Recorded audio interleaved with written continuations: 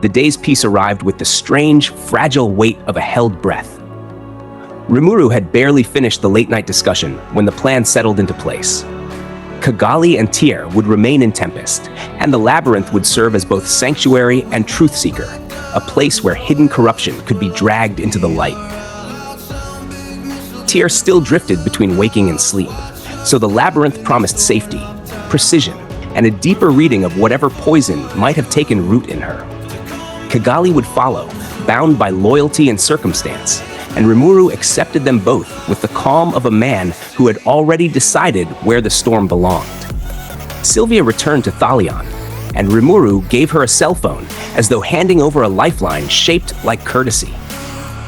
"We'll work together if something comes up," he told her, and the promise carried farther than the words. Then she left, and the silence she left behind sharpened everything that came after. Rimuru returned to his office and found the desk buried under paper, like a kingdom crushed by its own administration. The sight kindled his irritation in a way battle rarely managed, because paperwork possessed a cruelty Feldway could never equal. It never stopped, never relented, never admired its own labor. Projects waited for approval, meeting records waited for judgment, and every sheet demanded a decision with the patience of a blade laid across the table.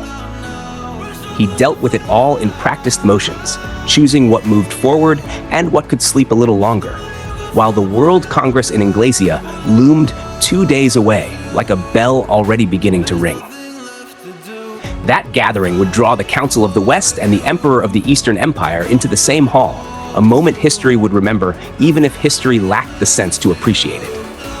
Rimuru had intended to prepare in calm intervals, yet the invasion of Leon's domain had shattered the schedule into fragments, and now the fragments had finally been gathered back into his hands. At last, tea replaced paperwork, and Rimuru felt the first clean breath of the evening enter his chest.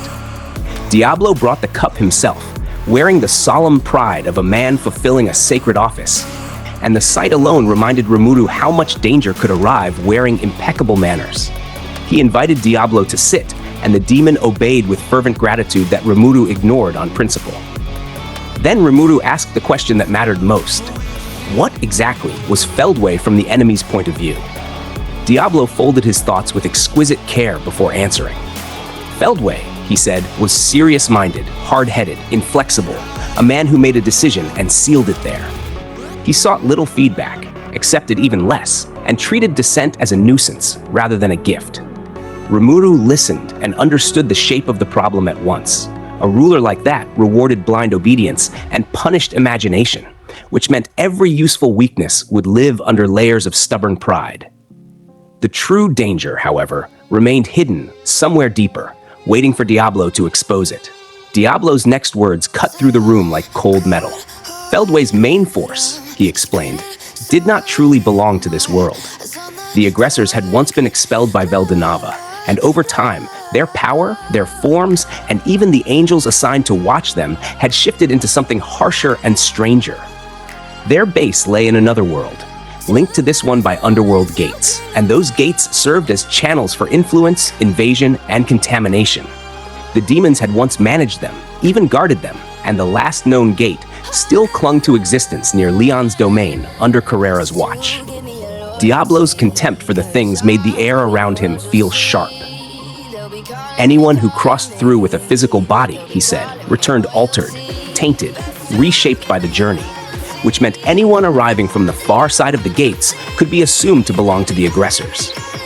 Rimuru followed the thread and reached the conclusion that mattered.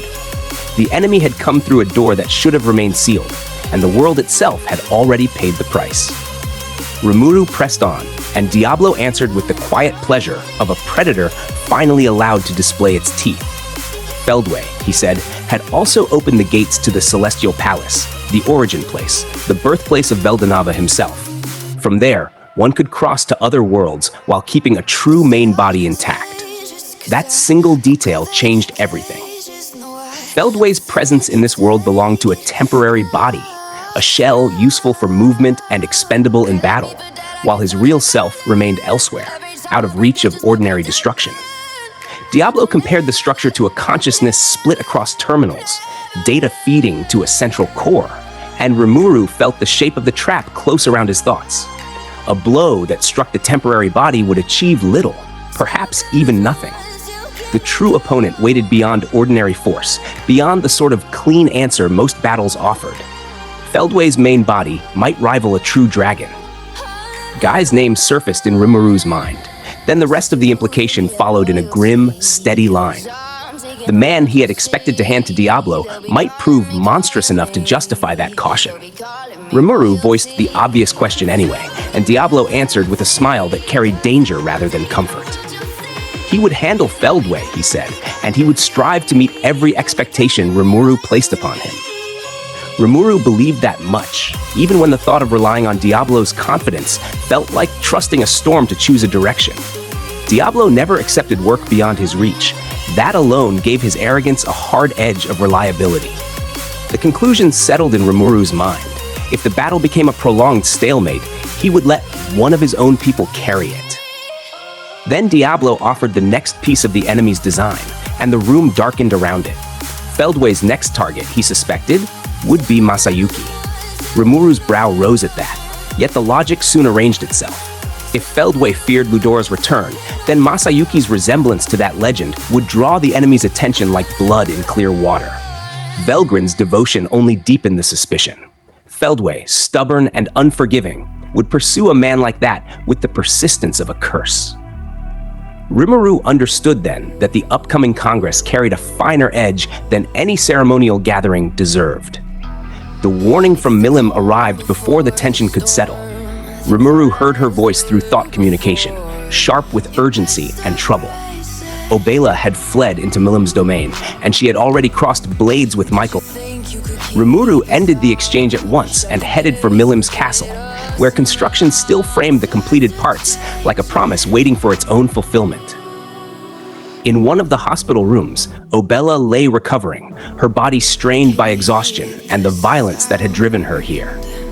Rimuru stepped forward and introduced himself with deliberate plainness, drawing a rebuke from Frey almost at once.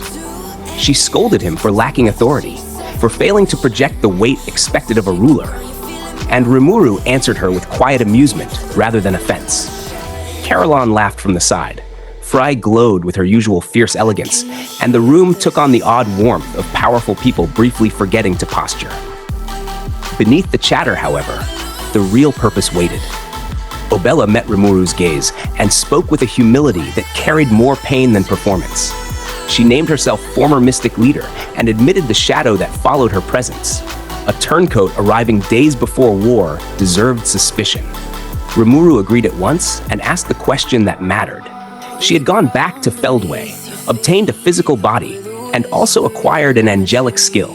Fearing mind control, she destroyed Azrael, Lord of Salvation, before Feldway could claim her loyalty. Sylvia had taught Rimuru the principle behind that act: separate the heart core from the skill, and the enemy lost his easiest grip. Obela's choice had carried danger, but it also carried conviction. Rimuru examined the shape of her story, compared it against what she risked by telling it, and reached his conclusion. The details held together too well for a planted lie. Michael had attacked her, Castle Guard had failed to answer, and the enemy had wielded the skills of Velgrind and Velzard as though they belonged to him. Obela yielded to analyze and assess, and the results came back empty of deception. Rimuru gave her honey, a healing potion, and permission to recover under Milim's care. Trust, once earned, became a weapon of its own.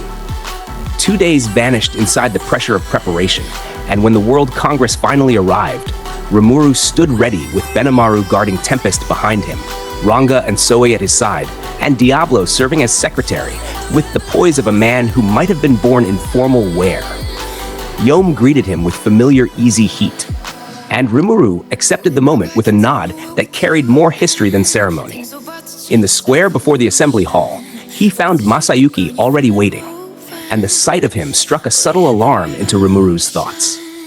Masayuki's hair had turned a brilliant blonde, and his presence carried an odd weight, as though some older fate had begun to remember him. Velgrin stood nearby in military uniform, radiant and severe, her gaze fixed on Masayuki, with an affection that made the air feel charged.